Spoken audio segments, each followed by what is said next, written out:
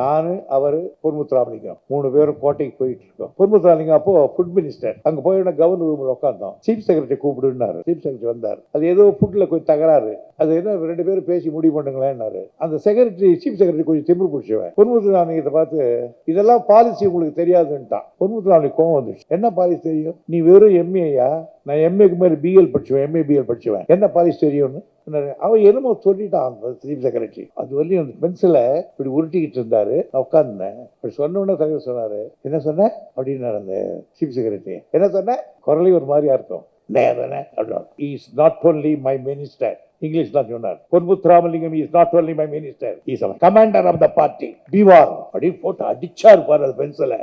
தூள் தூள் ஆயிடுச்சு சாப்பிட்டு வேற வாயா. தன்னுடைய மந்திரியை கொஞ்சம் பேசிட்டான்றதுக்காக ஒரு சீஃப் செக்ரட்டரியை 12 மணி நேரத்துக்கெல்லாம் தூக்கி எறிஞ்சிட்டார். அப்படியே சொல்லிக்கிட்டே இருப்பா கதையா.